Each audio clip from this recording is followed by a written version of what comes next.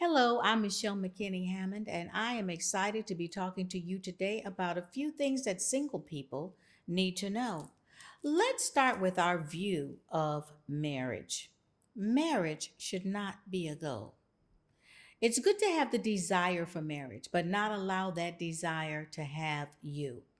Because if you do, you will, out of desperation, make the wrong partner choice. So I always like to think of it this way that if I am in a place of wholeness, feeling good, enjoying my single life, when someone steps into my life that inspires me to want to spend the rest of my life with them, I'm in the position to make a much better choice mate wise when I'm already satisfied and fulfilled with the life that I have. When marriage is a goal, it's like walking across the desert and wishing you could have ice cream. No shop in sight.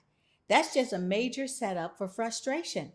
But if I happen to walk past an ice cream shop, I can then decide I think I'd like some ice cream. See what I mean? So, what is your view of marriage? Are you driven by the desire for marriage, or is it a desire that you have rather than it having you? Now, the next thing I'd like to just interject here is that life begins before marriage. That means that you need to be living your best life and being your best self right now. Whole people make whole relationships that last and have longevity once you get to the marriage stage. So it's very important to be living life to the full where you are. Your life should be the party that someone wants to attend. It's been said that if you are bored in your life, then you are boring. And the person who could liven up your life wouldn't stop because you're boring. So fill your life with things that attract the love that you're longing for and see love pursue you rather than you pursuing it. Marriage is not a guaranteed rescue device. Okay? That can be another setup for major disappointment. It's putting too much weight on the other person for your fulfillment, your joy, and your peace level, and maybe even your provision level. You never know. Life changes, things happen. Marriage is about purpose, not the person.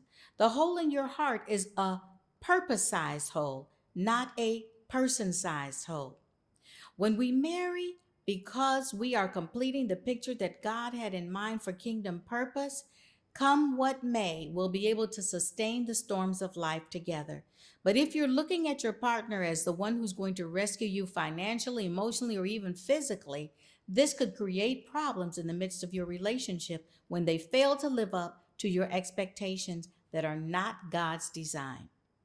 God is not putting someone in your life to rescue you. He's putting someone in your life to partner with you for kingdom purpose. Seasons will come and go in your life, seasons of financial fluctuation, physical difficulty, and even emotional dryness. But when you know that you are in a marriage and a partnership according to God's purpose and design for fulfilling destiny, you'll be able to weather all the changes and come out victorious. I just want to encourage you to make sure that you are living your best life in wholeness. Whole people have whole and lasting relationships. Two more things. Dating, and this one's critical. Dating is not for mating, it is for collecting data.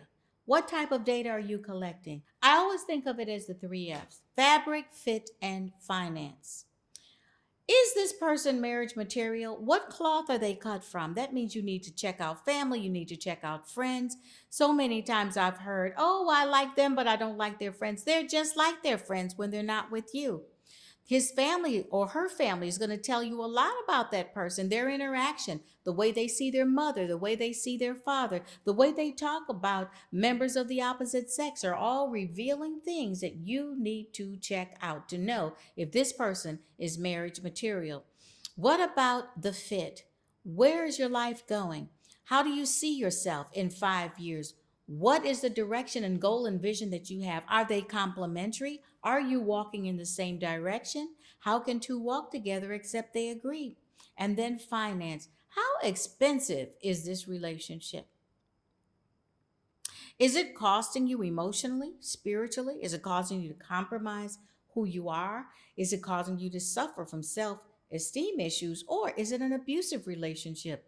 Those types of relationships are too expensive. There's not enough money in your love budget for that. So check fabric, fit, and finance. Do the interview. This is your life you're talking about. When we interview for a job, we ask all the critical questions. They ask you about your capabilities and capacity to do the job.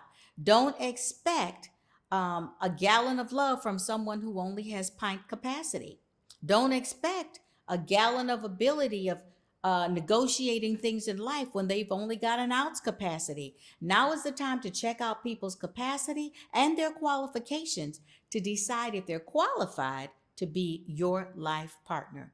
And last but not least, I just want to remind you that the most important person in your relationship is you and God. You see, your capacity to love will only be as great as your capacity to allow God to flow through you. It's going to take the Holy Spirit to help you navigate through some of the difficulties in your relationship because marriage is work. It's not a free ride. It is, I call it, the collegiate course. It's your PhD course in life. That's what it is. It's your master's course. And so when you're yielded to God and your heart is filled with His love, it makes it easier for you to love your partner, to give and receive and flow in a way that God designed two people to walk together. Well, on that note, this has been my TAT Talk. See it, hear it, and do it.